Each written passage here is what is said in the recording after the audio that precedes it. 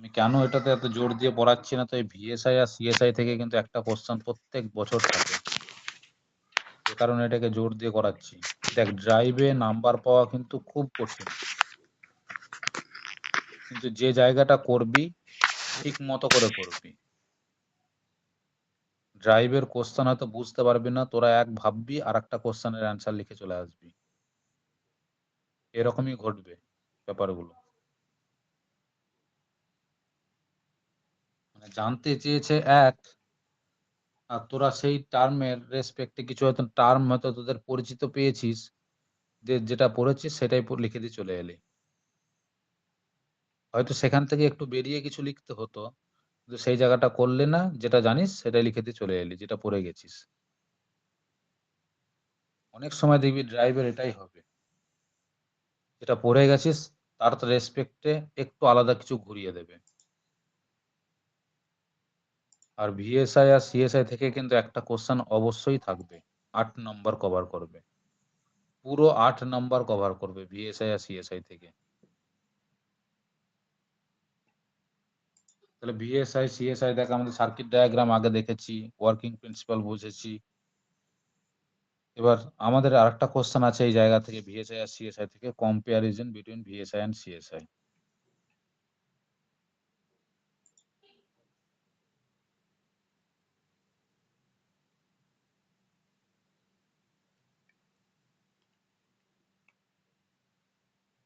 এখান থেকে লাস্ট একটা কোশ্চেন হচ্ছে comparison between VSI and CSI.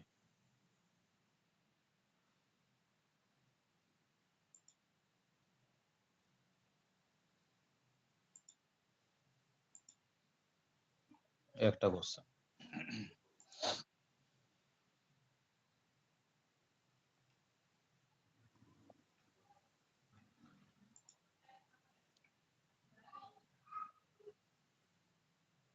Comparison between VSI and CSI. তাহলে এর কম্পারিজন যখন তোরা পরীক্ষায় করবি, থাকবে হয়তো 4 নম্বর, সেই রেসপেক্টে অ্যান্সার করতে হবে ভিএসআই আর সিএসআই। বলতো প্রথম কম্পারিজনটা কি দিবি, 1 নম্বর কম্পারিজনটা কি দিবি? পড়ানো হয়ে গেছে, ভিএসআইও পড়িয়েছি, সিএসআইও পড়িয়েছি, সেই রেসপেক্টে এবার অ্যান্সার তোরা করতে থাক, আমি লিখতে থাকি। বল 1 নম্বর পয়েন্টে কি দিবি?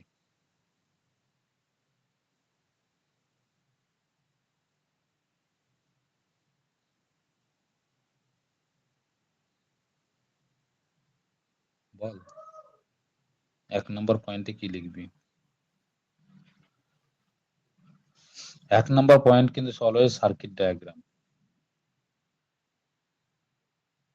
যেহেতু আমাদের সার্কিট ডায়াগ্রাম মনে আছে, আমরা পড়েছি।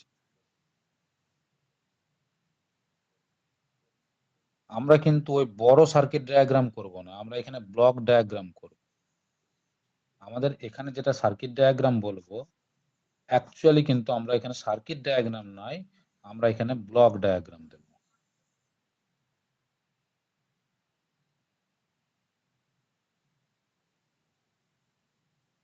এইটাকে মাথায় রাখ, যে এখানে আমরা ব্লকের সাহায্যে বলবো। অত বড় সার্কিট আমরা এখানে ড্র করব না, কারণ আমাদেরকে 4 নম্বরের রেসপেক্টে অ্যান্সার করতে হবে। তাহলে সেখানে আমাদেরকে ব্লক ডায়াগ্রামের রেসপেক্টে অ্যান্সার করতে হবে।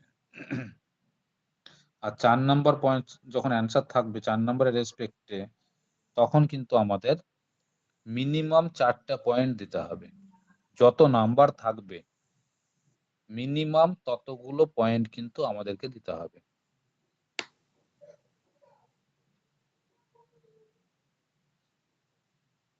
তাহলে সেই রেসপেক্টে বলতো ভিএসআই ছবি কি হবে? ভিএসআই ছবি হবে এটাই, প্রথমে আমরা দেব একটা রেকটিফায়ার, অবশ্যই সেইটা কিন্তু 3 ফেজ রেকটিফায়ার, অবশ্যই কিন্তু সেটা আমাদের কাছে 3 ফেজ রেকটিফায়ার।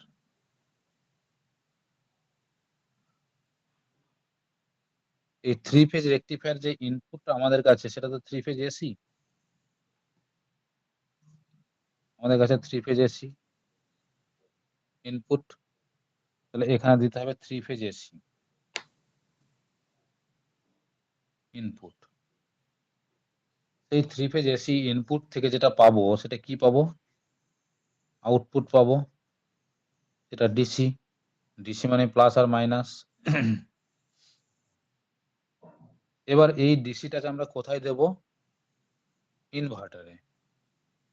এই ডিসিটাকে দেব আমরা ইনভার্টারে। তাহলে এটা আমার কাছে ইনভার্টার। অবশ্যই সেটা কিন্তু 3 ফেজ ইনভার্টার।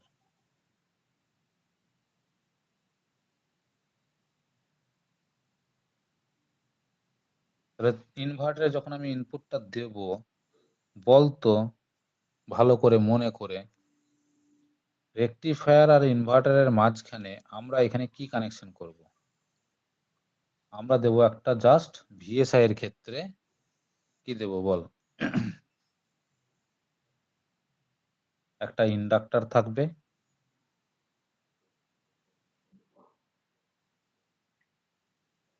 আর কি থাকবে বল? আর কিছু থাকবে? যে একটা ইন্ডাক্টর থাকবে, সেটা হবে এলএস নাম দেব, যেখানে এলএসটার ভ্যালু হবে কম না বেশি? লো ভ্যালু।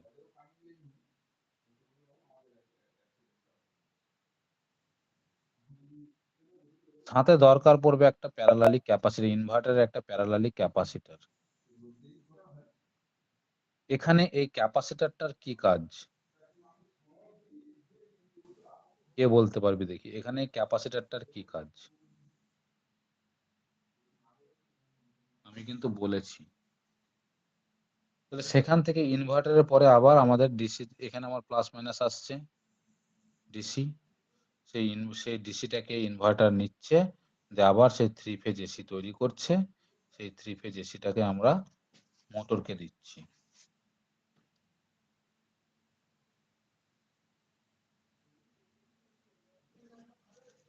এখানে দরকার পড়বে একটা ক্যাপাসিটর সি। এখানে এই ক্যাপাসিটরটার মেন কাজ কি? শর্ট কোশ্চেন আছে, what is the main function of the parallel capacitor in VSI? কে বলতে পারিস দেখি?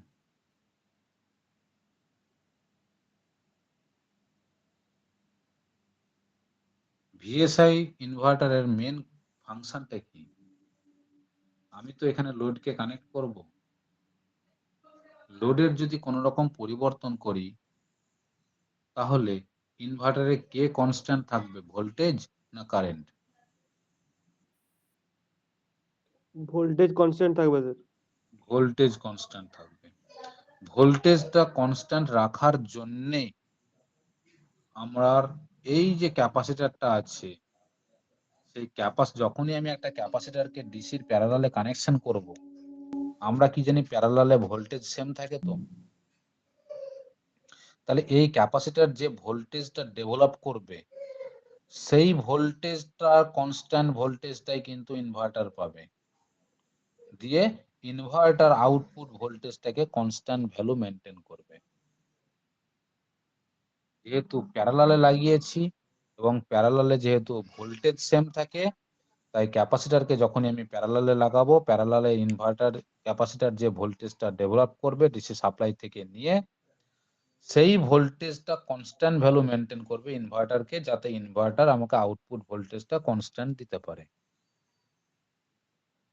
বোঝা গেল?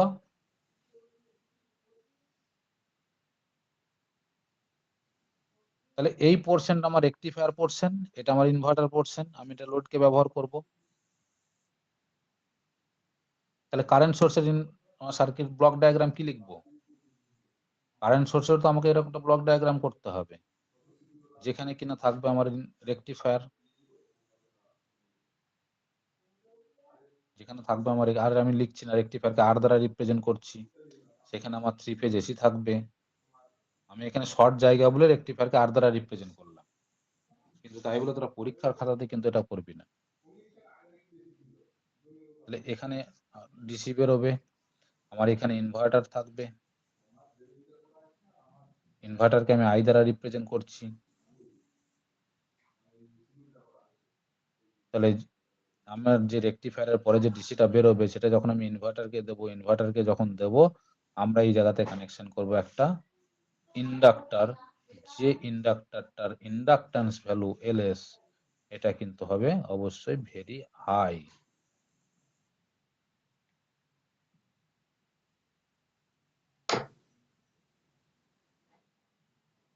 এখান থেকে আউটপুট বেরোবে এসি, এগুলো সব মেনশন করে দিবি।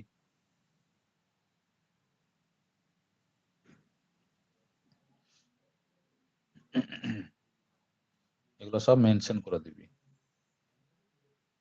এখন ইনভার্টার যে ভোল্টেজ ভিএসআই এর ক্ষেত্রে এই জায়গাতে কিন্তু আমরা একটা মেনশন করব ভিএস, আর কারেন্ট সোর্স ইনভার্টারের ক্ষেত্রে এই জায়গাতে আমরা একটা মেনশন করব আইএস, সোর্স কারেন্ট, আর এটা হচ্ছে source voltage.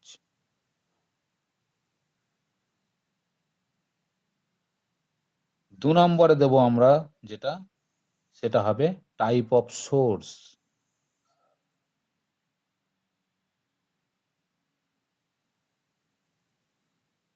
Type of source VSI এর ক্ষেত্রে আমার ইনভার্টার যে আউটপুট ভোল্টেজটা তৈরি করবে সেটা কিন্তু এই ভোল্টেজটাকে নিয়ে।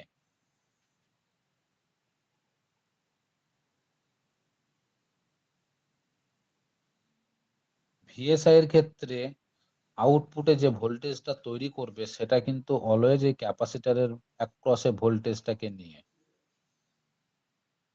যার ফলে কনস্ট্যান্ট ভোল্টেজ মেনটেন করতে পারবে। তাহলে ক্যাপাসিটর কিন্তু এখানে যেটা কাজ করবে অ্যাজ এ ভোল্টেজ সোর্স হিসেবে, ক্যাপাসিটর কিন্তু এখানে কাজ করবে অ্যাজ এ ভোল্টেজ সোর্স। এখানে কিন্তু এটা কিন্তু হবে ভোল্টেজ সোর্স। যে ভোল্টেজ সোর্সের ভোল্টেজ ভ্যালুটা অর্থাৎ ভিএসটা আমাকে লিখতে হবে কনস্ট্যান্ট ভ্যালু, কিন্তু লিখবো আমরা অলমোস্ট কনস্ট্যান্ট। এই কথাটা ভালো করে মেনটেন করতে হবে। Almost, actually proper constant value কিন্তু মেনটেন হয় না। এখানে কিন্তু আমরা প্রপার কনস্ট্যান্ট ভ্যালু মেনটেন করতে পারি না। অলমোস্ট, কথাটা হচ্ছে অলমোস্ট।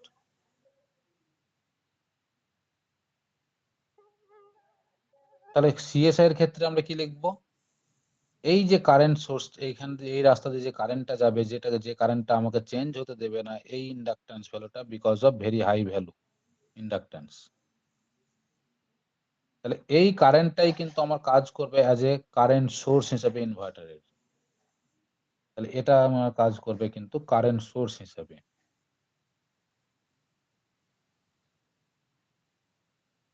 যেখানে কারেন্ট সোর্স মানে আইএস, এই আইএসটাকেও কিন্তু আমরা লিখবো অলমোস্ট কনস্ট্যান্ট।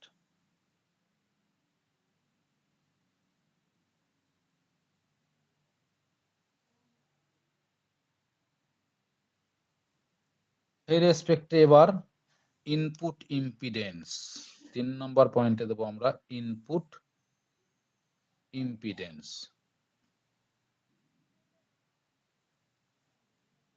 বলতো ইনপুট ইম্পিডেন্সটা ভিএসআই এর ক্ষেত্রে লো না হাই, এটা তোদেরকে বলতে হবে।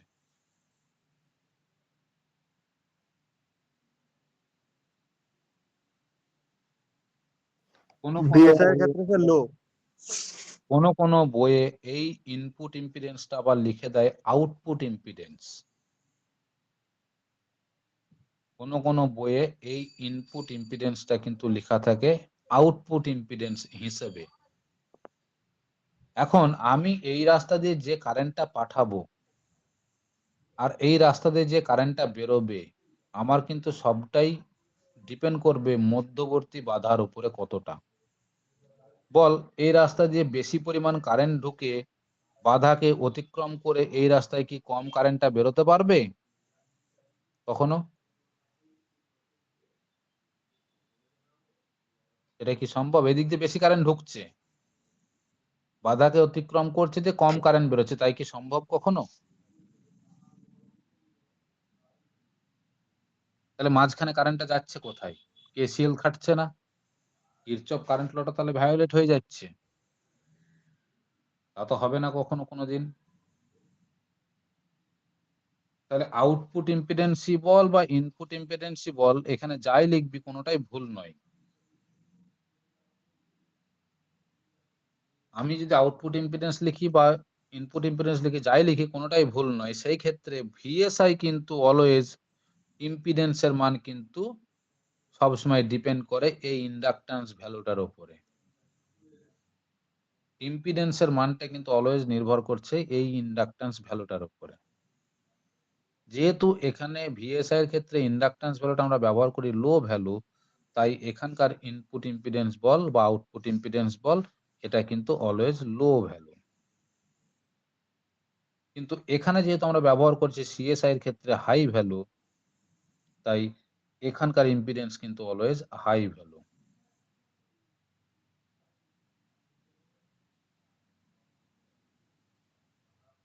চার নম্বর পয়েন্টে লিখবো আমরা রিলায়েবিলিটি।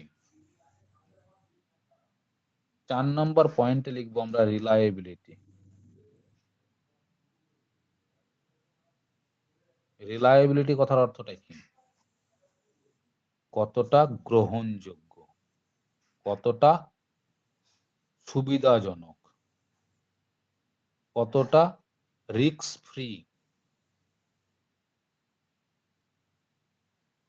এখন ধর একটা ডিভাইস তোরা ব্যবহার করছিস, বাট তোরা এটা জানিস যে ডিভাইসটার কাছে গেলে একটু ভুল করলে বিরাট বড় বিস্ফোরণ হবে, তাহলে সেই রকম ডিভাইসের কাছে যেতে তোরা সহজে সাহস পাবি?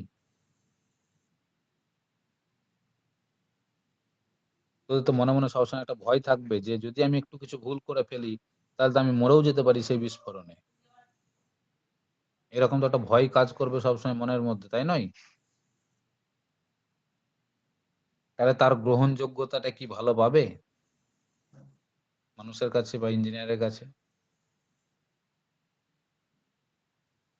পাবে না। ভিএসআই এর কি হয়? ভিএসআই সিস্টেমে কি ঘটে? রিলায়েবিলিটিটা হাই হবে না লো হবে? বলতে পারবি? কে বলতে পারিস দেখি? ভিএসআই সিস্টেমে রিলায়েবিলিটি আমি হাই লিখবো না লো লিখবো?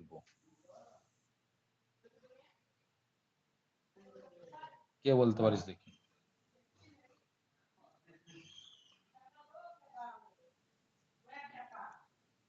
বল তো দেখি। স্যার হাই হবে। হাই হবে। কেন হাই হবে?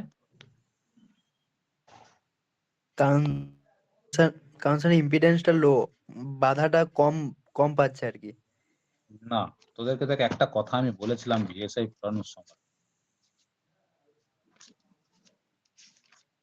ভিএসআইটা বার ভালো করে দেখ। ভিএসআই তো এটা ছিল। ভিএসআই সিস্টেমে আমার যে সুইচ কটা ছিল? 6টা, যার নামকরণ ছিল 1, 2, 3, 4, 5, 6, এইভাবে নামকরণ ছিল। সুইচ গুলো কিভাবে অন করি আর কিভাবে অফ হয়, কোনটা কোনটা কিভাবে বলেছিলাম দেখ, তার একটা সিকোয়েন্স বলেছিলাম।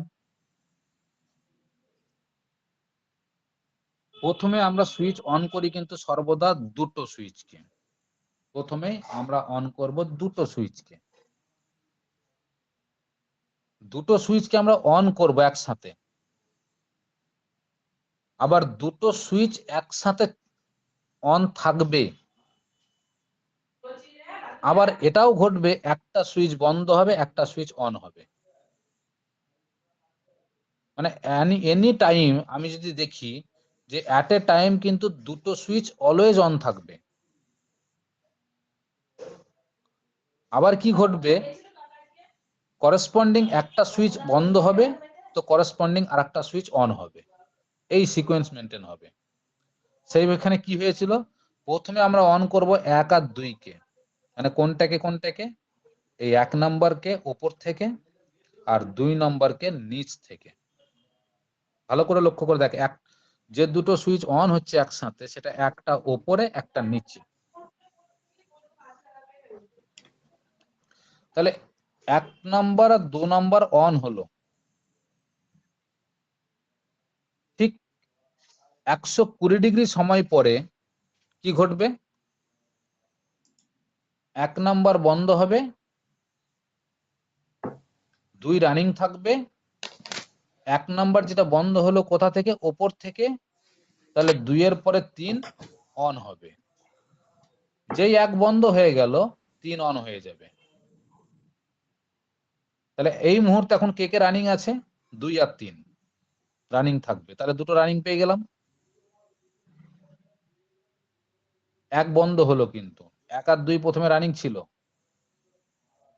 যে 1 বন্ধ হয়ে গেল, সাথে সাথে 3 অন হয়ে গেল। তাহলে এখন বর্তমানে কে রানিং থাকবে? 2 আর 3। ঠিক আবার 120 ডিগ্রি সময় পরে কি ঘটবে?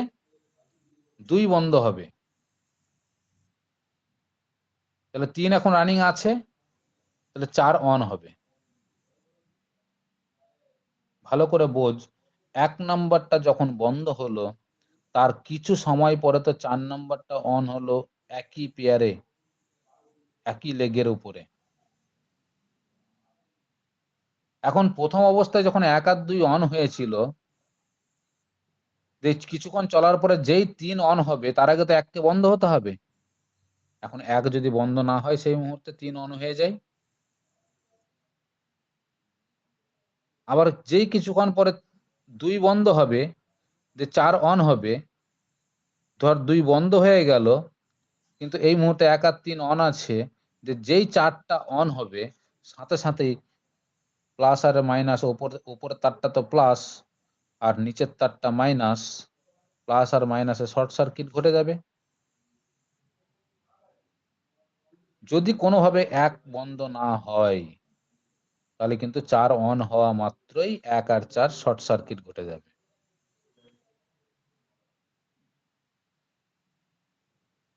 এখন এই সিস্টেমকেই প্রতিহত করা হয়েছে তো সিএসআই এ, কমিউটেশন সার্কিট ব্যবহার করে।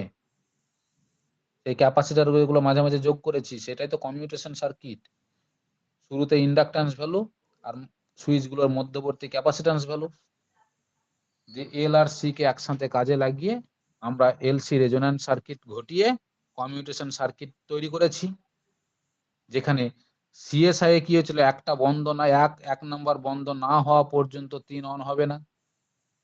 যদি কোনো কারণে 1 নাম্বার বন্ধ না হয়, সে কি করবে? 3 কে কখনোই অন করতে দেবে না। কিন্তু ভিএসআই কি আমার কোন রকম কমিউটেশন সার্কিট এখানে ড্র আছে? নেই।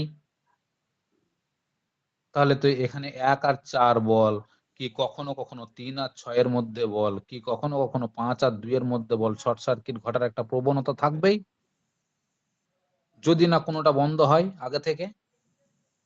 ফোর্সফুলি যদি আমি বন্ধ না করতে পারি, আমাকে সেই সিকোয়েন্স মেনটেন করতে হবে ফায়ারিং অ্যাঙ্গেল দিয়ে।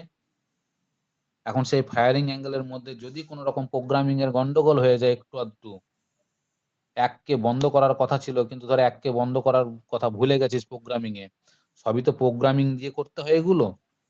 তাহলে এমন ধর প্রোগ্রামিং বানিয়েছিস যেখানে 1 নাম্বারটা বন্ধ হওয়ার কথা ছিল, তুই হয়তো সেখানে অফ করতে ভুলে গেছিস প্রোগ্রামিং এ,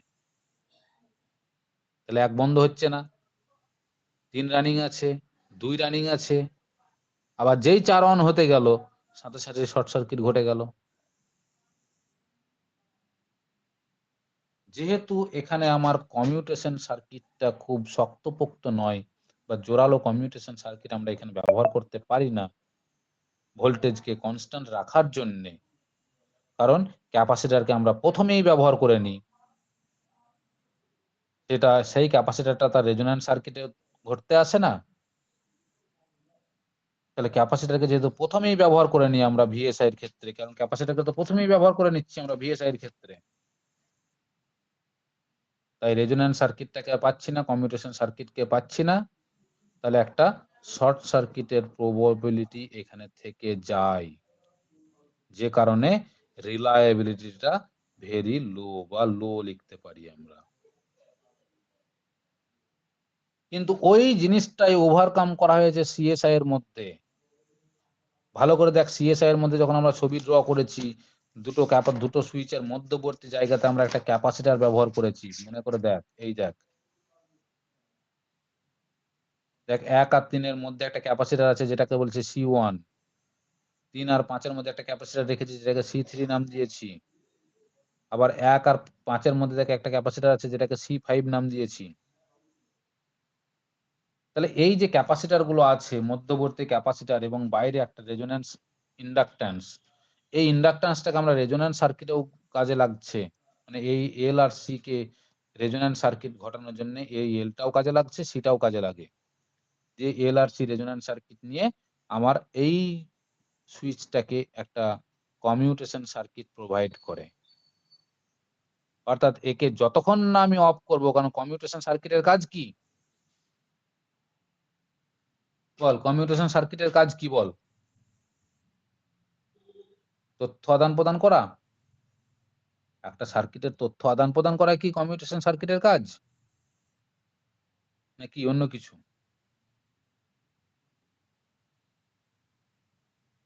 বল, টার্ন পুড়িয়েছিলাম। হ্যাঁ থাইরিস্টরকে টার্ন অফ করবে। হ্যাঁ, কমিউটেশন মানে কিন্তু তথ্য আদান প্রদান ভাবিস না। কমিউটেশন সার্কিটের কাজটা হচ্ছে থাইরিস্টরকে টার্ন অফ করা, মানে বন্ধ করা। তাহলে যতক্ষণ না থাইরিস্টর কমিউটেশন সার্কিট পাচ্ছে, অর্থাৎ যতক্ষণ না 1 নম্বর থাইরিস্টর বন্ধ হবে, কোনোভাবেই 4 নম্বর থাইরিস্টরকে অন হতে দেবে না, কোনোভাবেই দেবে না। তাহলে 1 আর 4 এর মধ্যে শর্ট সার্কিট হওয়ার প্রবাবিলিটি থাকবে না। এখন 1 আর 4 এর মধ্যে শর্ট সার্কিট হওয়ার প্রবাবিলিটি যদি না থাকে, তাহলে শর্ট সার্কিটের ভয় থাকছে না, সেখানে নিশ্চিন্ত মনে সেখানে যেতে পারবি। কিন্তু ভিএসআই এর ক্ষেত্রে একটা দুর্ঘটনা ঘটার সম্ভাবনা থাকবে। তুই কোনো কারণে ভুল করে ফেললি, বাবা ছেড়ে ছেড়ে কথা কইবে না, তুই যতই বড় ইঞ্জিনিয়ার হ। ভোল্টেজ কারেন্ট কখনো কখনো এইভাবে চলেছে যে ও না, ও বড় ইঞ্জিনিয়ার, ওকে আমি শক মারবো না, এভাবে চলে কি ভোল্টেজ কারেন্ট কখনো? কাউরি কথা শুনবে না, তুই ভুল করেছিস, কাউরি কথা শুনবে না। তাহলে যেহেতু কমিউটেশন সার্কিট আমরা এখানে সিএসআই এ পেয়ে যাচ্ছি, তাহলে তার রিলায়েবিলিটি আমাদের কাছে ভালো, মানে গ্রহণযোগ্যতা ভালো, সেই জন্য আমরা বলি রিলায়েবিলিটি হাই। তাহলে 4টা পয়েন্ট আমার হয়ে গেল। আরো পয়েন্ট যদি বাড়াতে চাস, কোনোভাবে বাড়াতে পারিস। কি কি পয়েন্ট বাড়াতে পারবি? আমরা যদি ভালো করে দেখি সিএসআই এর ক্ষেত্রে বা ভিএসআই এর ক্ষেত্রে, ওয়েভ ফর্ম, যদিও তোদের এগুলো সিলেবাসে নেই, কিন্তু তোরা লিখলেও লিখতে পারিস পয়েন্ট বাড়ানোর জন্য। আমরা যদি ভিএসআই কে দেখি, তাহলে ভিএসআই এর এখানে আমি আলটিমেটলি কি পাবো? 3 ফেজ এসি, তো মানে একটা এসি সাপ্লাই পাবো তো। এখন এসি সাপ্লাই যেটা পাবো, ভিএসআই এর ক্ষেত্রে এসি সাপ্লাই আমরা যেটা পাবো সেটা ঠিক এইরকম টাইপের।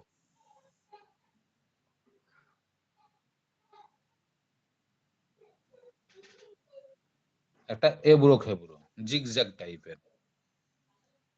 কিন্তু এটাই যখন আমি সিএসআই এর ক্ষেত্রে দেখব, তখন আমরা স্মুথ এসি পাবো, যদি আমরা পিডব্লিউএম টেকনিক ব্যবহার করি।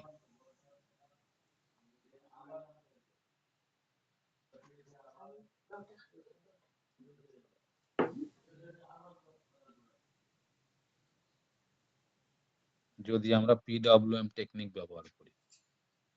সেনুর কাছে ব্ল্যাঙ্কেটটা একবারে লেপে পড়ে যাচ্ছে, ডবল করে দিচ্ছে। বুঝা গেল?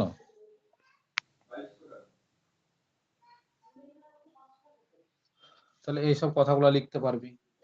আর একটা কথা কি লেখা যাবে? 6 নম্বর, আউটপুট। আউটপুটের রেসপেক্টে আমরা লিখতে পারি output voltage constant with respect two load. Output voltage constant with respect two load. তাহলে এখানে আমরা কি লিখবো? আউটপুট কারেন্ট কনস্ট্যান্ট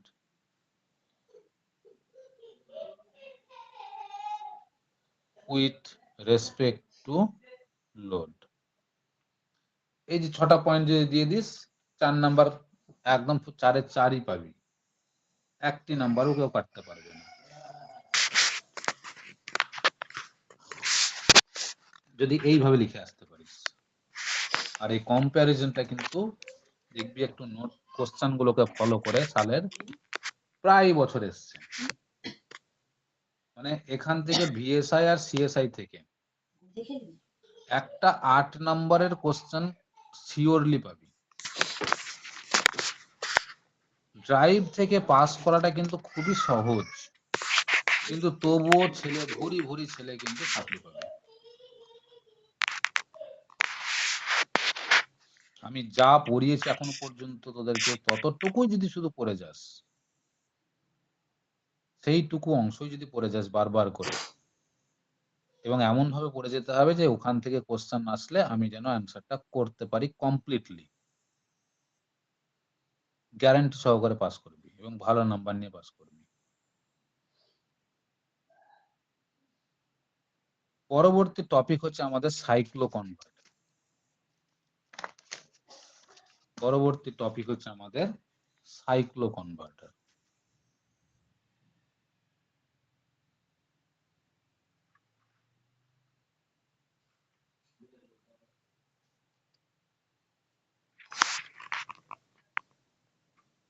সাইক্লো কনভার্টারের কাজ কি কে বলতে পারবি দেখি? কিছু তো পড়েছিস কলেজে, তাহলে সেই রেসপেক্টে বল সাইক্লো কনভার্টারের কাজ।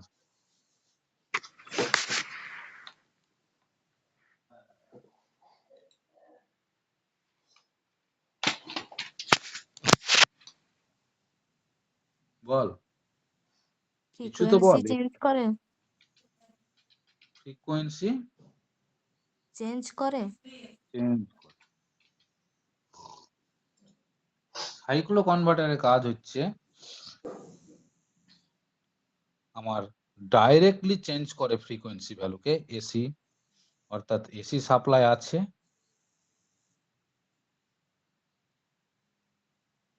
এখানে যা ফ্রিকোয়েন্সি আছে সেই ফ্রিকোয়েন্সিটাকে সেই এসি সাপ্লাই রাখবে, ফ্রিকোয়েন্সিকে চেঞ্জ করবে।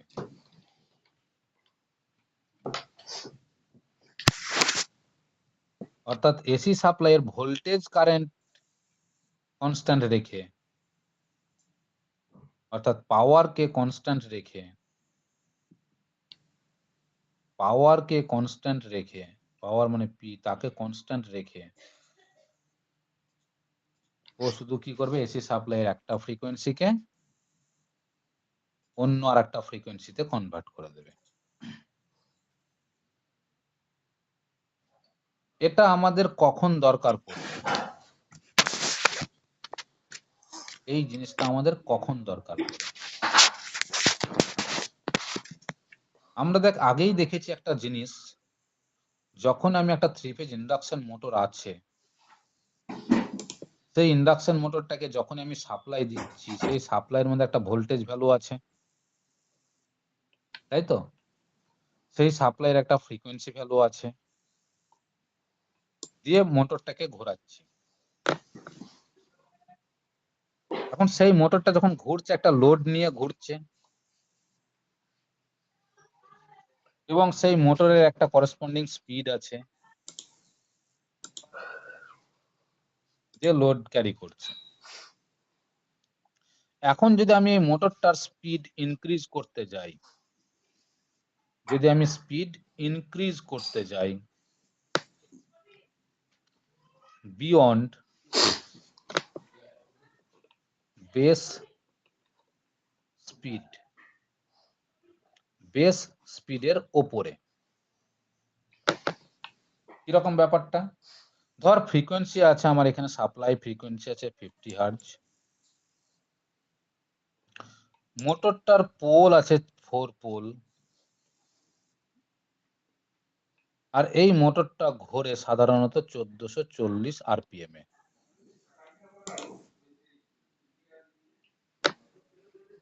এখন এই মোটরটাকে স্পিড ইনক্রিজ করতে হবে ধর 1850 আরপিএম এ, অর্থাৎ 1440 থেকে আমাকে নিয়ে যেতে হবে 1850 আরপিএম এ। আমি তার জন্য কি করব? ভোল্টেজ বাড়াবো না ফ্রিকোয়েন্সি বাড়াবো?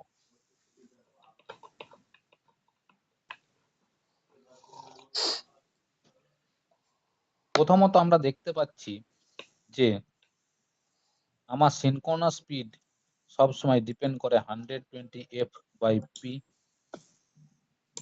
যেহেতু আমার 50 হার্জের সাপ্লাই এখানে আছে, 120 × 50, আর যেহেতু 4 পোলের মোটর, তাই সিনক্রোনাস স্পিড নিশ্চয়ই 1500 আরপিএম। একটা স্লিপ ভ্যালু বর্তমান থাকবে, সেই স্লিপ ভ্যালুর করেসপন্ডিং আমাদের রোটেশনাল স্পিড নিশ্চয় 1440 আরপিএম এ ঘুরতে পারে মোটরটা। এর বেশি স্পিডে কি ঘোরা সম্ভব মোটরটা? যদি না সাপ্লাই ফ্রিকোয়েন্সি কিছু পরিবর্তন করি। সাপ্লাইয়ের যদি কিছু পরিবর্তন না করি তাহলে কি ঘোরা সম্ভব? সম্ভব নয়। আমি যদি শুধুমাত্র ফ্রিকোয়েন্সিকে ইনক্রিজ করি, এখন সেই রেসপেক্টে according to synchronous speed 120f, যেহেতু ফ্রিকোয়েন্সিকে ইনক্রিজ করছি বাই পি, তাহলে সেই মোটরের সিনক্রোনাস স্পিড ইনক্রিজ করবে, তার রেসপেক্টে রোটেশনাল স্পিডও ইনক্রিজ করবে। ঠিক তাই তো? আমি যদি শুধুমাত্র এই ফ্রিকোয়েন্সিকে ইনক্রিজ করে রোটেশনাল স্পিডকে ইনক্রিজ করতে চাই, তাহলে মোটর আগের মতন লোড নিয়ে কি চলতে পারবে?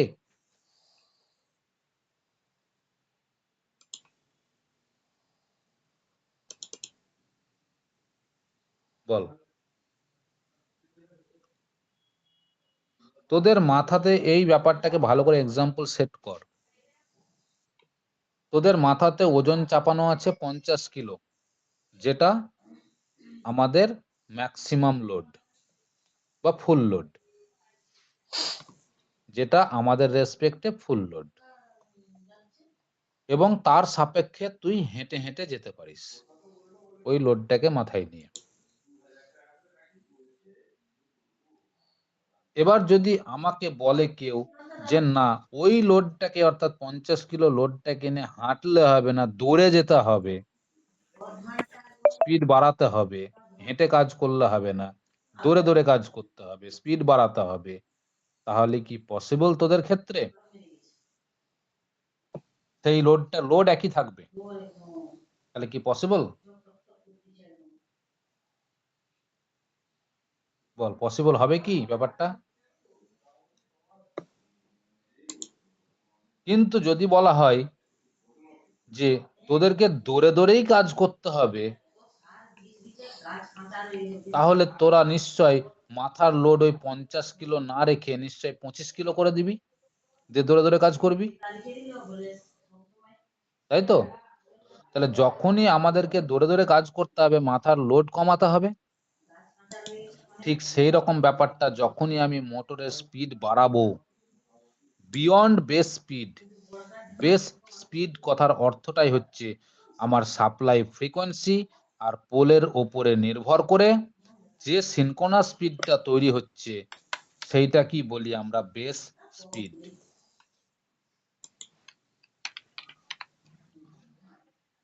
একটা মোটরের নর্মাল সাপ্লাই ফ্রিকোয়েন্সি মানে আমাদের অ্যাভেলেবেল সাপ্লাই ফ্রিকোয়েন্সি আর মোটরের প্রেজেন্ট পোল সংখ্যার উপরে ডিপেন্ড করে, মানে এই ভ্যালুটার উপরে ডিপেন্ড করে আমার যে স্পিডটা বেরোবে সেটাই হচ্ছে বেস স্পিড। এখন এই স্পিডের ওপরে যদি আমাকে স্পিড নিয়ে যেতে হয়, আরো বেশি স্পিডে মোটরকে ঘোরাতে হয়, তাহলে সেটা ঘুরতে পারা সম্ভব ফ্রিকোয়েন্সিকে চেঞ্জ করে, ফ্রিকোয়েন্সিকে ইনক্রিজ করে। কিন্তু যখনই আমি বেস স্পিডের ওপরে স্পিডটাকে নিয়ে যাব, মাথার লোড কিন্তু কম হয়ে যাবে, মোটর কিন্তু আর ওই লোড নিয়ে চলতে পারবে না, মোটরের লোড কমাতে হবে। কিন্তু মোটরটাকে যদি আমার এভারেজের সাথে এটাও যুক্ত করে দেয় যে মোটরটার লোডও কমানো যাবে না, মোটরটার লোডও কমানো যাবে না, কিন্তু স্পিডও বাড়াতে হবে বেস স্পিডের ওপরে, তাহলে আমি কি করব এবার? বল তাহলে কি করব?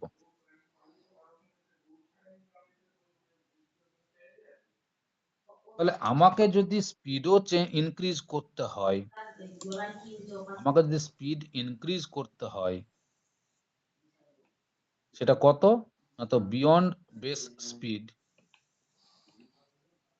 বেস স্পিডের ওপরে যদি আমাকে স্পিড ইনক্রিজ করতে হয় এবং লোড যদি কনস্ট্যান্টই রাখতে হয় আগের মতন, লোডেরও পরিবর্তন যদি না করতে যাই, তাহলে এই সিচুয়েশনটা মেনটেন করার জন্য আমাকে কি করতে হয়? ফ্রিকোয়েন্সি বাড়াবো, যে স্পিড চেঞ্জ করব, সাথে সাথে কি আমাকে দেখ V/F রেশিওটাকেও কনস্ট্যান্ট রাখতে হবে। V/F রেশিওটাকে কনস্ট্যান্ট রাখা মানে ফ্রিকোয়েন্সি যত বাড়াবো ভোল্টেজকেও তত বাড়াতে হবে, তবেই V/F রেশিওটা মেনটেন হবে। কিন্তু আমি তো সাইক্লো কনভার্টারে কি বললাম কথাটা? সাইক্লো কনভার্টার কি কাজ করে? পাওয়ার কনস্ট্যান্ট রেখে একটা ফ্রিকোয়েন্সি থেকে আরেকটা ফ্রিকোয়েন্সিতে চেঞ্জ করে এসি সাপ্লাইকে। তাহলে পাওয়ার যদি কনস্ট্যান্ট থাকে তাহলে ভোল্টেজ কারেন্ট কি পরিবর্তন হতে দেবে? তাহলে সাইক্লো কনভার্টারে কিন্তু কোন রকম ভোল্টেজ কারেন্টের পরিবর্তন হয় না।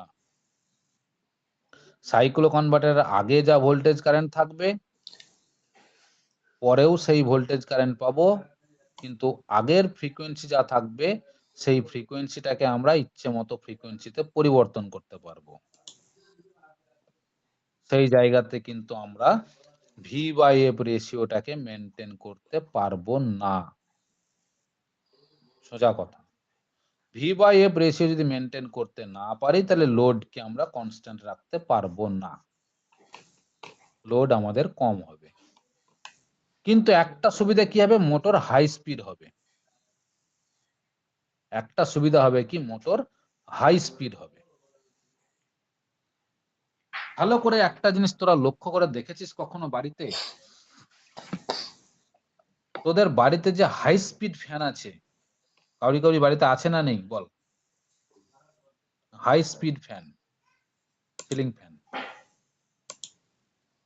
কাউরি বাড়িতে আছে না নেই?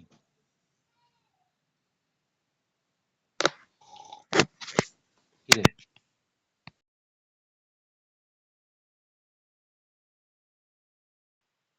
হাই স্পিড ফ্যান যেগুলো দেখেছিস বলতো, নর্মাল ফ্যানের ব্লেড যতটা বড় থাকে হাই স্পিড ফ্যানের ব্লেড কি ততটা বড়?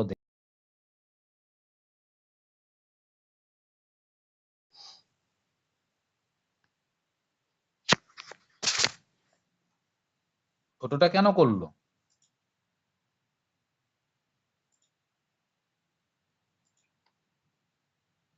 তার মানে নর্মাল ফ্যান দেখ অনেক কম স্পিডে ঘোরে according to high speed fan বা with respect to high speed fan, অনেক কম স্পিডে ঘোরে তো।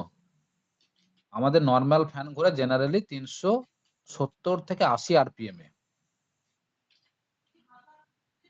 আর সেখানে হাই স্পিড ফ্যান ঘোরে প্রায় 450 থেকে 500 RPM এ। তাহলে হাই স্পিড ফ্যান যখন বেশি ঘুরছে, আমি যদি ফ্যানের ব্লেডটাকে বড় করে দিই তাহলে তো আরো বেশি হাওয়া পাবো, তাই নয়? কিন্তু সেখানে হাই স্পিড ফ্যানের ব্লেড কেন বড় করছি না তাহলে? না তো হাই স্পিড ফ্যানের ভিতরে আমার জিনিসটা কি থাকে অ্যাকচুয়ালি? নর্মাল ফোনে সেখানে আমরা স্পিডটাকে বাড়াই কি করে? পোল সংখ্যাটাকে কমিয়ে। ভালো করে দেখ, এখানে যত পোল সংখ্যা কমাবো সিনক্রোনাস স্পিড তত বাড়বে। আমাদের সাপ্লাই ফ্রিকোয়েন্সিকে তো পরিবর্তন করতে পারছি না, আমরা ওখানে কি করি? পোল সংখ্যা কমিয়ে দিই।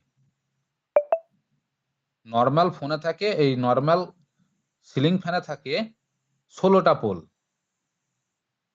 আর হাই স্পিড ফ্যানে থাকে 12খানা পোল। তাহলে বলতো এখানে 16 বসালে কত পাবো আর 12 বসালে কত পাবো? হাই স্পিড ফ্যানে 12 থাকে, তাহলে 12 বসালে স্পিড বেশি পাবো। তাহলে যখন আমি পোল সংখ্যা কমিয়ে সিনক্রোনাস স্পিড বাড়াচ্ছি, ভোল্টেজ তো চেঞ্জ করছি না। আমার বাড়ির সেই নর্মাল ফ্যানকেও যে ভোল্টেজ দিচ্ছি, হাই স্পিড ফ্যানকেও সেই ভোল্টেজই দিচ্ছি। তাহলে ভোল্টেজ একই পাচ্ছে দুটো ফ্যান, কিন্তু হাই স্পিড ফ্যানের যখন স্পিড বেশি হয়ে যাচ্ছে, বিয়ন্ড বেস স্পিডের উপরে যখন আমি তাকে ঘোরাচ্ছি, ও তো লোড কমে যাবে। আর ফ্যানের ব্লেডের কাজ কি? বাতাসটাকে টেনে নিচের দিকে নামাতো। তাহলে ফ্যানের ব্লেড যে বাতাসটাকে কাট করে, সেটাই তো ফ্যানের লোড। ফ্যানের ব্লেড বাতাস যতটুকু বাতাসকে কাট করে নিচের দিকে নামায়, সেটাই তো ফ্যানের ব্লেডের উপরে লোড। তাহলে সে তো বেশি লোড তো কম নিতে পারবে, সে তো বাতাস বেশি কাটতে পারবে না, অল্প জায়গার বাতাস কাটবে। সেই জন্য সবসময় হাই স্পিড ফ্যানের ব্লেড ছোট। বোঝা গেল? তাহলে বিয়ন্ড বেস স্পিডের উপরে যখনই আমি নিয়ে যাব, তখন স্পিড ইনক্রিজ হবে ঠিকই, কিন্তু লোড কমে যাবে। এবার তোরা যে মনে করিস হাই স্পিড ফ্যানের হাওয়া বেশি, তাই তো? হাই স্পিড ফ্যানে কি অ্যাকচুয়ালি সত্যি বলতো হাওয়া বেশি হয়, না হাওয়াটা কম জায়গা জুড়ে দেয়? একটা নর্মাল ফ্যানে দেখবি হাওয়াটা সারা ঘর ছড়িয়ে থাকে, আর হাই স্পিড ফ্যানে সেই হাওয়াটাকে অল্প জায়গাতে ছড়ায়, যে কারণে হাওয়াটা বেশি লাগে।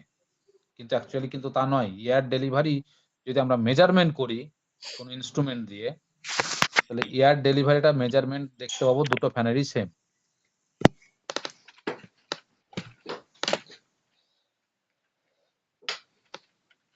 যেহেতু হাই স্পিড ফ্যানটা অল্প জায়গা জুড়ে হাওয়াটা দেয়, তাই মনে হয় হাওয়াটা বেশি, কিন্তু অ্যাকচুয়ালি কিন্তু গোটা ঘরের রেসপেক্টে যদি চিন্তা করিস, দেখবি একই পরিমাণ হাওয়া থাকবে, এয়ার ডেলিভারি রেট একই। তাহলে সেই জায়গা থেকে দেখ, আমাদের একটা জিনিস সুন্দর দেখতে পেলাম, যখনই বিয়ন্ড বেস স্পিডের উপরে চিন্তা করব, স্পিড ইনক্রিজ করবে ফ্রিকোয়েন্সি বাড়িয়ে। ফ্রিকোয়েন্সি বাড়িয়ে আমরা স্পিডকে ইনক্রিজ করতে পারবো, কিন্তু লোড কমে যাবে। আবার লোডকে সেম রাখতে গেলে ভোল্টেজকেও বাড়াতে হবে, কারণ V by F ratio maintain করতে হবে। আমরা এতক্ষণ পর্যন্ত ভিএসআই বল, সিএসআই বল, সেখানে যা করেছি ভি বাই এফ রেশিওটাকে মেনটেন করে কাজ করেছি। কিন্তু সাইক্লো কনভার্টারে এসে আমরা কিন্তু আর V by F ratio maintain করতে পারবো না। সেখানে আমরা কি করব? শুধু ফ্রিকোয়েন্সিকে পরিবর্তন করতে পারবো, কারণ পাওয়ার তো কনস্ট্যান্ট, ভোল্টেজ কারেন্টকে কনস্ট্যান্ট রেখে দিয়েছে। তাহলে এখানে আমরা কেন ব্যবহার করব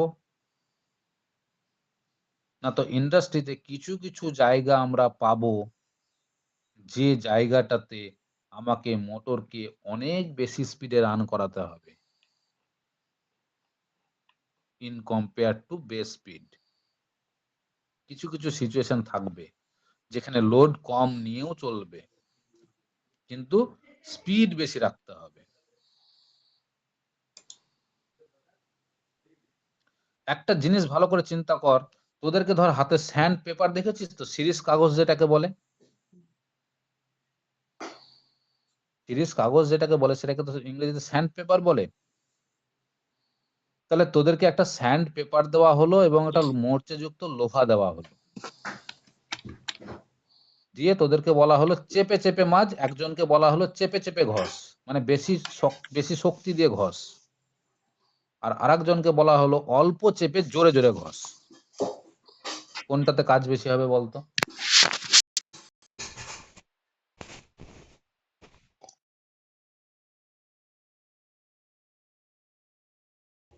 বলা হলো চেপে চেপে ঘষ, কিন্তু আস্তে আস্তে কর। আর আরেকজনকে বলা হলো অত চাপতে হবে না, অত প্রেসার দিতে হবে না, কিন্তু তোকে স্পিড বাড়া। দেখবি যে যার স্পিড বেশি সেই জায়গাটা তত পালিশ হবে, আর যে চেপে চেপে ঘষছে সেই জায়গাটা দেখবি বেশি ক্ষয় যাবে তার ক্ষেত্রে।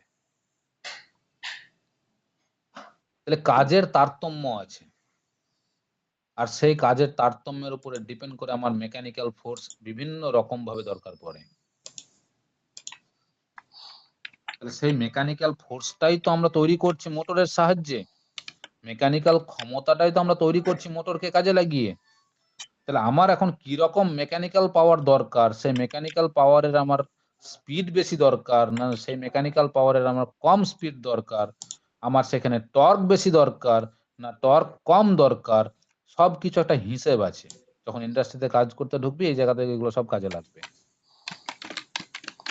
তাহলে এমন এমন কিছু জায়গা পাবি যেখানে লোডের উপরে কোনো ফ্যাক্টর নয়, আমার স্পিড হবে আমার কাছে মেন ফ্যাক্টর। সেই জায়গাতে তো আমাকে স্পিড চেঞ্জ করতে গেলে শুধুমাত্র ফ্রিকোয়েন্সিকে চেঞ্জ করব, কারণ ফ্রিকোয়েন্সিকে যখন আমি চেঞ্জ করব পাওয়ারটা তো সেম থাকবে। এবার ধর ফ্রিকোয়েন্সিও চেঞ্জ, মানে এতক্ষণ যেটা ভিএসআই সিএসআই করছিলাম, ফ্রিকোয়েন্সিকে চেঞ্জ করার সময় লোড কনস্ট্যান্ট ভ্যালু মেনটেন করার জন্য ভি বাই এফ রেশিওটাকে কনস্ট্যান্ট করতে গিয়ে ভোল্টেজকেও বাড়াতে হয়েছে। যখনই ভোল্টেজকে বাড়াবো তখন তো পাওয়ারটাও বেশি ঢুকবে, কারণ লোড কনস্ট্যান্ট মেনটেন করবে। বেশি লোড চালাতে মাথায় বেশি ওজন বইতে গেলে তো আমাকে বেশি করে খেতেও হবে। তাহলে লোডকে বাড়াতে গেলে লোড তো আমি বাড়াতে চাইছি না, সেই জন্য পাওয়ারকে আমি কেন বাড়াবো, এক্সট্রা খরচ আমি কেন করব? আমার যেহেতু লোড ফ্যাক্টর নয়, আমার যেখানে স্পিড ফ্যাক্টর, তাহলে কেন আমি বেশি পাওয়ার খরচ করব এখানে? আমার তো ফ্রিকোয়েন্সি চেঞ্জ করলে তো পাওয়ার একই পাওয়ার রেখেই তো আমি কাজ করতে পারবো, আমাকে তার জন্য তো এক্সট্রা পাওয়ার খরচ করতে হবে না। তাহলে এই রকম জায়গাগুলোতে আমাদেরকে কিন্তু সাইক্লো কনভার্টারকেই ব্যবহার করতে হবে, যেখানে লোড আমার কাছে মেন ফ্যাক্টর নয়, আমার কাছে মেন ফ্যাক্টর যেখানে স্পিড। বোঝা গেল? বল, বুঝতে পারলি না? মানে পয়েন্টটা বুঝতে পারলি না পারলি না বলবো কেন আমরা সাইক্লো কনভার্টারকে ব্যবহার করব। এবার সাইক্লো কনভার্টার কিভাবে কাজ করে সেটা আমি আসছি। তাহলে জেনারেলি আমরা সাইক্লো কনভার্টার কিরকম ভাবে কাজ করাই, আমরা কিন্তু সাইক্লো কনভার্টার যে ফ্রিকোয়েন্সিকে চেঞ্জ করছি,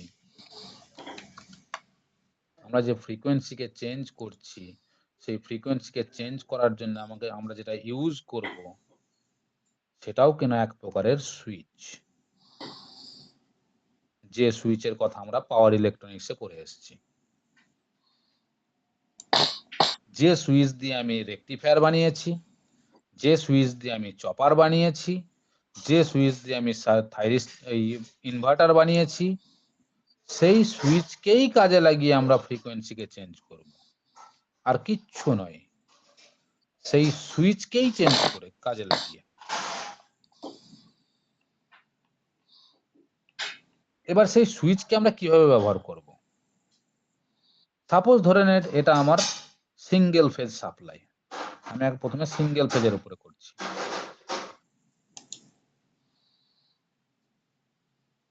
সিঙ্গেল ফেজ সাপ্লাই হলে আমার একটা ফেজ একটা নিউট্রাল থাকবে, আর সেই সিঙ্গেল ফেজ সাপ্লাইকে যখনই আমি একটা লোডে কানেক্ট করব, তাহলে single phase supply load connect করার জন্য দুটো টার্মিনাল থাকবে। আমরা কি করব, ফেজ থেকে যে তারটা নিয়ে যাব সেই তারের উপর দুটো ভাগ করব, দিয়ে একটা সুইচ আমি লাগাবো এই বরাবর, আর আরেকটা সুইচকে লাগাবো আমি তার অ্যান্টি প্যারালাল বরাবর, দিয়ে এইখানে কানেকশন করে দেবো।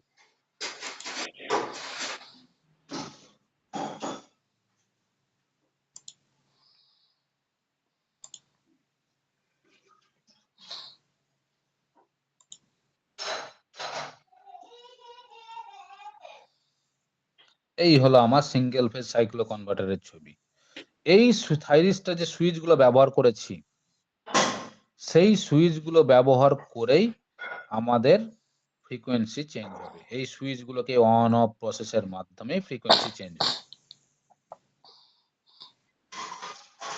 কখন কোনটাকে অন করব কখন কোনটাকে অফ করব তার উপরে ডিপেন্ড করে এখানকার ফ্রিকোয়েন্সি চেঞ্জ হবে। কিন্তু দুর্ভাগ্য কি সৌভাগ্য তোদের যাই বল, এখানকার মেকানিজমটা তোদের সিলেবাসে নেই, এখানকার মেকানিজমটা তোদের জানার দরকার নেই অত। ও সরি, আমি এখানে ভুল করলাম একটু, এখানে শুধু এক ফেজের উপরে নয়, নিউট্রালের উপরেও থাকবে।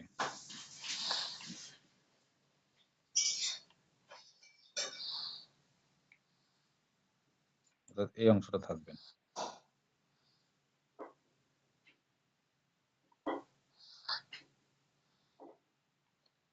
তাহলে এই সুইচগুলোর যে কম্বিনেশন আছে, সেই সুইচগুলোর কম্বিনেশনের কখন কাকে অন করব, কখন কাকে অফ করব, সেই অন অফ করার মধ্যেই আমার ফ্রিকোয়েন্সিটা চেঞ্জ হবে এই দুটো পয়েন্টে।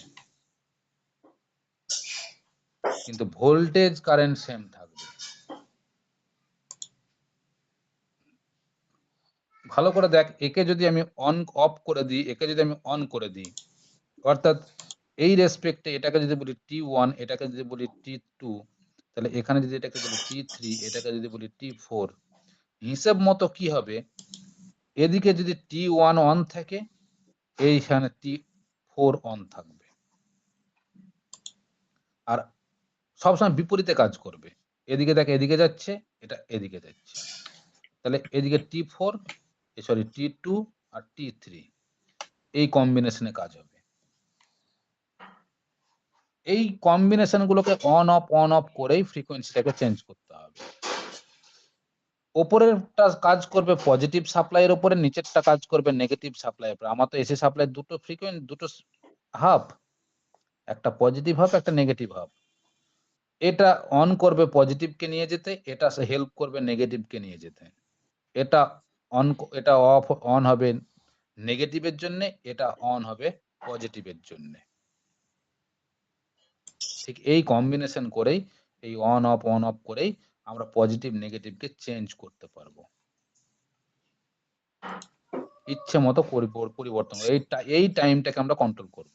অ্যাকচুয়ালি পজিটিভের জন্য এইটুকু টাইম, আর নেগেটিভের জন্য এইটুকু টাইম। এই টাইমটাকে আমরা কন্ট্রোল করব ফায়ারিং অ্যাঙ্গেলের টাইম দিয়ে। তাহলে এটা হলো আমার কাছে সিঙ্গেল ফেজ সাপ্লাইয়ের একটা সাইক্লো কনভার্টার। কিন্তু তোদের সিলেবাসে আছে 3 ফেজ সাপ্লাই সাইক্লো কনভার্টার। তাহলে 3 ফেজ সাপ্লাই সাইক্লো কনভার্টার যদি থাকে, তাহলে সেখানে ছবিটা কেমন হবে, সেখানকার ছবিটা কেমন হবে? তো এই 3 ফেজ সাপ্লাই সাইক্লো কনভার্টারের ছবিটা কিন্তু একটু গন্ডগোলের ছবি। এটা একটু যত্ন সহকারে আঁকবি।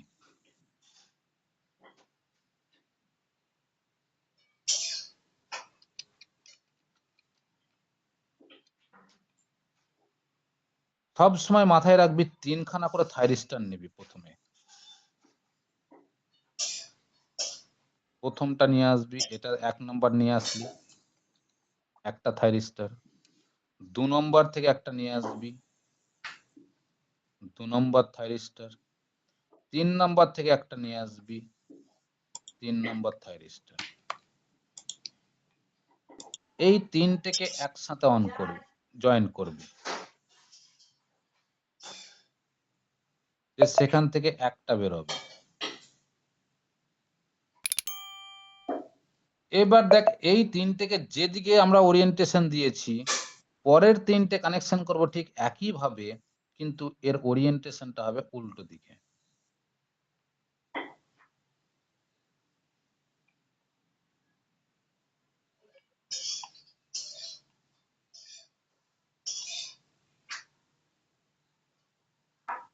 যে আবার এই তিনটেকে এক জায়গায় কানেকশন করলি, সেখান থেকে একটা টার্মিনাল বেরোলো। এই দুটো টার্মিনালের মধ্যে একটা কাজ করবে ফেজ হিসেবে, একটা কাজ করবে নিউট্রাল হিসেবে। এই দুটোর মধ্যবর্তী জায়গাতে আমরা একটা কানেকশন করব ইন্ডাক্টরকে, শর্ট সার্কিট কারেন্টটাকে প্রিভেন্ট করার জন্য। সেখান থেকে বেরোবে একটা ফেজ, অর্থাৎ আর ফেজ।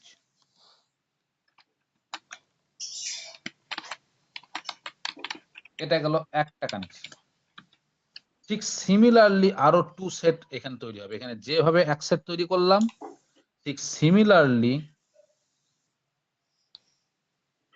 আরো দুটো সেট এখানে তৈরি হবে।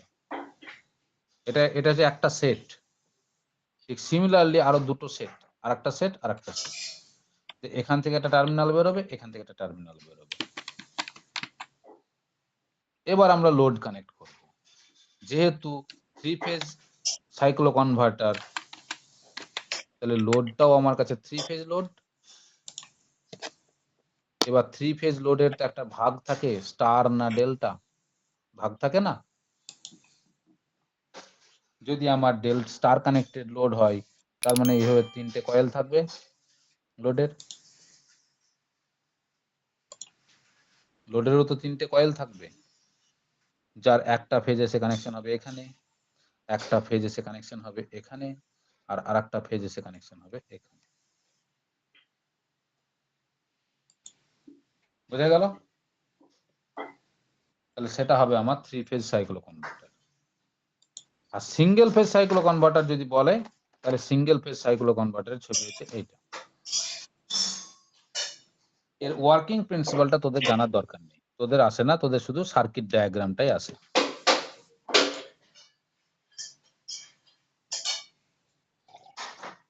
আর ওয়ার্কিং প্রিন্সিপাল যখন যদি কেউ বিটেক করিস, তাহলে বিটেকের সময় এর ওয়ার্কিং প্রিন্সিপালটা ডিটেলসে করবি তখন তোরা। সব সময় মাথায় রাখবি এখানে যে কাজটা যেভাবে সম্পন্ন হয়, যদি একটাকে ফায়ারিং অ্যাঙ্গেল দিই 0 থেকে 90 ডিগ্রির মধ্যে, তাহলে আরেকটার ফায়ারিং অ্যাঙ্গেল থাকবে 180 থেকে 270 ডিগ্রির মধ্যে। একটা ফায়ারিং অ্যাঙ্গেল থাকবে 0 থেকে 90 ডিগ্রির মধ্যে, আরেকটার ফায়ারিং অ্যাঙ্গেল থাকবে 180 থেকে 270 ডিগ্রির মধ্যে। কারণ দেখ, আমরা জানি থাইরিস্টর যে ভোল্টেজটা পাঠাবে এদিকে 0 ডিগ্রি ফায়ারিং অ্যাঙ্গেলে সব থেকে বেশি ভোল্টেজ পাঠায়, ম্যাক্সিমাম ভ্যালু। আর 90 ডিগ্রি ফায়ারিং অ্যাঙ্গেলে কত ভোল্টেজ পাঠাবে বল? 0 ভ্যালু। এই ওয়ার্কিং প্রিন্সিপালটার উপরেই ডিপেন্ড করে থাইরিস্টর গুলো কাজ করে, যে ফ্রিকোয়েন্সিকে চেঞ্জ করে।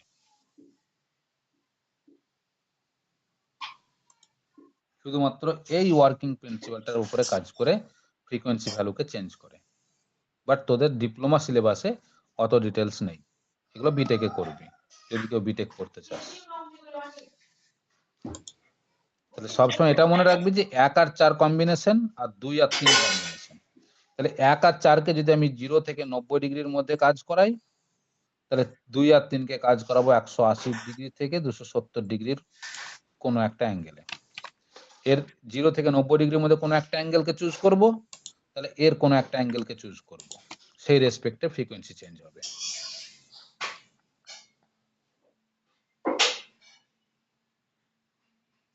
কত ডিগ্রি অ্যাঙ্গেলে রাখবো, এখানে কত ডিগ্রি অ্যাঙ্গেল রাখবো, এখানে কত ডিগ্রি অ্যাঙ্গেল রাখবো, তার উপরে ফ্রিকোয়েন্সি চেঞ্জ হবে।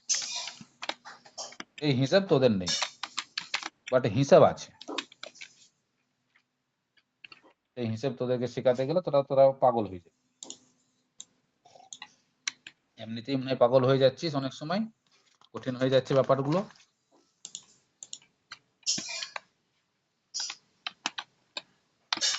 এই সাইক্লো কনভার্টার নিয়ে এই এইটুকুই পড়িস সাইক্লো কনভার্টার নিয়ে, তাহলেই হয়ে যাবে। আর যেটুকু বললাম সেটুকুই লিখে আসবি, ব্যাস।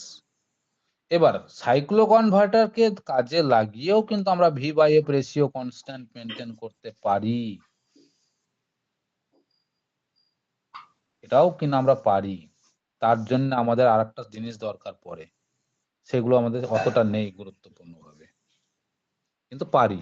ইন্ডাস্ট্রিতে যখন কাজ করতে ঢুকবি দেখবি সাইক্লো কনভার্টারও আছে, আবার ভোল্টেজকে পরিবর্তন করার জন্য অটো ট্রান্সফরমারও আছে। তখন এগুলোকে কাজে নিজের বুদ্ধিটাকে কাজে লাগাবো।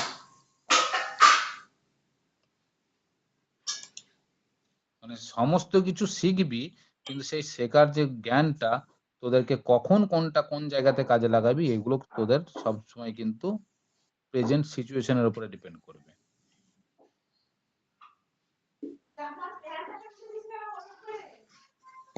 বেশ, ঠিক আছে, এটুকু পর।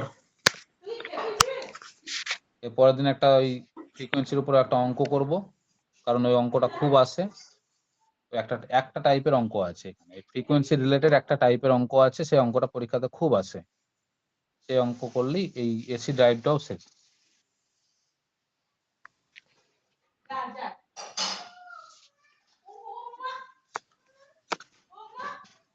বেশ ঠিক আছে, রাখ তাহলে।